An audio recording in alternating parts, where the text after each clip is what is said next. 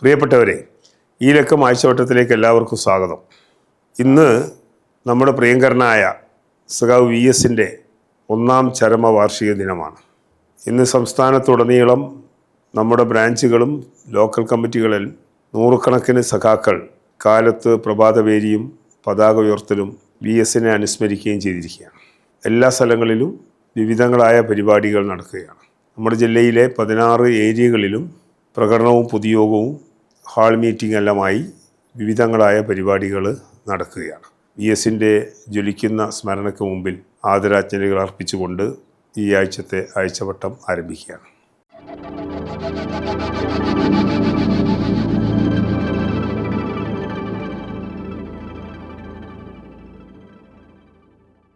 ഇന്ന് നിങ്ങളുടെ മുമ്പിൽ എത്തുന്നത് ജന്തർ മന്തർ പ്രക്ഷോഭത്തെ അടിച്ചമർത്താൻ കേന്ദ്ര നീക്കം നടക്കുന്നതിനിടയിലാണ് ഡൽഹിയിൽ വിദ്യാർത്ഥികളുടെയും യുവാക്കളുടെയും പാർലമെന്റ് മാർച്ച് നിരോധിക്കുകയും ഭീകരമായ ലാത്തിചാർജ് നടത്തുകയുമാണ് കേന്ദ്ര സർക്കാർ ചെയ്തിരിക്കുന്നത്. കേന്ദ്ര വിദ്യാഭ്യാസ മന്ത്രി ധർമ്മേന്ദ്ര പ്രധാന്റെ രാജി ആവശ്യപ്പെട്ട് യുവജനങ്ങളുടെ സമൂഹ മാധ്യമ കൂട്ടായ്മയായ CJP-യും ഇടതുപക്ഷ വിദ്യാർത്ഥി സംഘടനകളും ഡൽഹി ജന്തർ മന്തറിൽ ജൂൺ ആദ്യവാരം തുടക്കമിട്ട പ്രതിഷേധ സമരത്തെ ഏതു വിധേനയും അടിച്ചമർത്താനുള്ള നീക്കത്തിലാണ് BJP സർക്കാർ. മന്ത്രിയുടെ രാജി ആവശ്യപ്പെട്ട് ജൂൺ 28 മുതൽ നിരാഹാര സമരത്തിലായിരുന്ന വിദ്യാഭ്യാസ പരിസ്ഥിതി പ്രവർത്തകൻ സോനം വാങ്ചുക്കിനെ ബലമായി അറസ്റ്റ് ചെയ്ത് നീക്കിയ പോലീസ് നടപടി ഇതിന് തുടക്കമാണ്.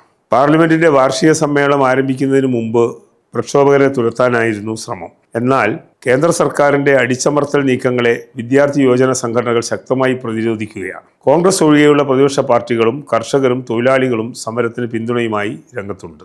നീറ്റ് പരീക്ഷാ പേപ്പർ ചോർച്ചയും CBSE +2 പരീക്ഷയിൽ സംഭവിച്ച ഗുരുതര വീഴ്ചകളുമാണ് ധർമ്മേന്ദ്ര പ്രധാനെ രാജി ആവശ്യപ്പെട്ടുള്ള പ്രക്ഷോഭത്തിന് വഴിയൊരുക്കിയത്. വിദ്യാഭ്യാസ മന്ത്രാലയത്തിന്റെ അനാസ്ഥയും അലംഭാവവുമാണ് നീറ്റ് പരീക്ഷാ പേപ്പർ ചോർച്ചയ്ക്കും CBSE പരീക്ഷാ വീഴ്ചയ്ക്കും കാരണമായത്. പരീക്ഷാ നടത്തിപ്പിലെ പാളിച്ച 40 ലക്ഷം വിദ്യാർത്ഥികളെ ബാധിച്ചു. മെയ് 3 നടന്ന നീറ്റ് പരീക്ഷ റദ്ദാക്കപ്പെട്ടതിനെ തുടർന്ന് പരീക്ഷ എഴുതിയ വിദ്യാർത്ഥികൾ മാനസിക സമ്മർദ്ദത്തിലായി 14 പേർ ആത്മഹത്യയുടെ വഴി തേടി.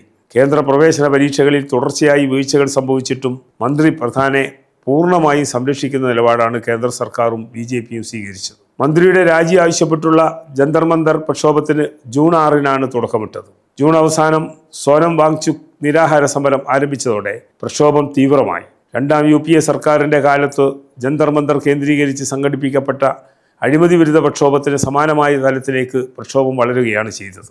കേന്ദ്ര സർക്കാരിനെ അനുകൂലിക്കുന്ന മുഖ്യധാര മാധ്യമങ്ങൾ തീർത്തും അവഗണിച്ചിട്ടും സമര സന്ദേശം സാമൂഹ്യ മാധ്യമങ്ങളിലൂടെയും മറ്റും ജനങ്ങളിലേക്ക് വ്യാപിച്ചു. പാർലമെന്റിന്റെ വർഷകാല സമ്മേളനത്തിൽ പ്രധാന്റെ രാജി ആവശ്യം പ്രതിപക്ഷം ശക്തമായി ഉന്നയിക്കുമെന്ന ബോധ്യം സർക്കാരിനുണ്ട്. ഈ ഘട്ടത്തിൽ സമരം കൂടുതൽ തീവ്രവും തീക്ഷ്ണവുമാകുന്നത് അപകടകരമാണെന്ന വിലയിരുത്തലിലാണ് BJP. ഡൽഹി പോലീസ് കമ്മീഷണർ സ്ഥാനത്ത് നിന്ന് സതീഷ് ഗോൽച്ചയെ നീക്കി അനുരാഗ് കുമാറിനെ നിയമിച്ചത് പ്രക്ഷോഭത്തെ ഏതു വിധേനയും അടിച്ചമർത്തുകയെന്ന ലക്ഷ്യത്തോടെയാണ്. അനുരാഗ് കുമാർ പോലീസ് മേധാവിയായി ചുമതലയേറ്റതിന് പിന്നാലെയാണ് സോനം വാങ്ചുക്കിനെ സമരസ്ഥലത്ത് നിന്ന് ബലമായി നീക്കിയത്. CJP-യും SFI അടക്കമുള്ള ഇടതുപക്ഷ വിദ്യാർത്ഥി സംഘടനകളും ഇന്നലെ നടത്തിയ പാർലമെന്റ് മാർച്ച് പോലീസ് ശക്തമായി നേരിട്ടത് നാം കണ്ടതാണ്. സോനം വാങ്ചുക്കിന് പിന്നാലെ CJP സ്ഥാപകൻ അഭിജിത്ത് ദീപക് നിരാഹാര സമരത്തിന് തുടക്കമിട്ടിട്ടുണ്ട്. വാങ്ചുക്കാകട്ടെ ആശുപത്രിയിലും നിരാഹാരം തുടരുകയാണ്. ലഡാക്കിന് കൂടുതൽ സ്വയംഭരണാധികാരങ്ങൾ ആവശ്യപ്പെട്ട് 2 വട്ടം വാങ്ചുക് നിരാഹാര സമരം നടത്തിയിരുന്നു. കഴിഞ്ഞ സെപ്റ്റംബറിൽ ലഡാക്കിൽ വാങ്ചുക് ആരംഭിച്ച സമരത്തെ പോലീസ് അടിച്ചമർത്തി. 4 പേർ പ്രക്ഷോഭത്തിൽ കൊല്ലപ്പെട്ടു. വാങ്ചുക്കിനെ 170 ദിവസം ജയിലിലിട്ടു. ജന്തർ മന്തർ പ്രക്ഷോഭം 45 ദിവസം പിന്നിട്ടിട്ടും ചർച്ചയ്ക്ക് പോലും കേന്ദ്ര സർക്കാർ സന്നദ്ധമായിട്ടില്ല. 2-ാം UPA സർക്കാരിന്റെ കാലത്ത് അഴിമതി വിരുദ്ധ പ്രക്ഷോഭം സംഘടിപ്പിച്ചപ്പോൾ പലവട്ടം ഒത്തുതീർപ്പ് ചർച്ച നടന്നു. അന്ന് സമരത്തെ പിന്തുണച്ച BJP-യാണ് ഇപ്പോൾ ചർച്ചയ്ക്ക് പോലും സന്നദ്ധമാകാതെ ബലപ്രയോഗത്തിലൂടെ പ്രക്ഷോഭത്തെ അടിച്ചമർത്തുന്നത്. അനുദിനം സമരം ശക്തമാകുന്ന സാഹചര്യത്തിൽ പോലീസിനെയും കേന്ദ്ര സേനകളെയും രംഗത്തിറക്കിയുള്ള നീക്കം BJP സർക്കാരിനെതിരായ ജനവികാരം കൂടുതൽ ശക്തമാക്കും.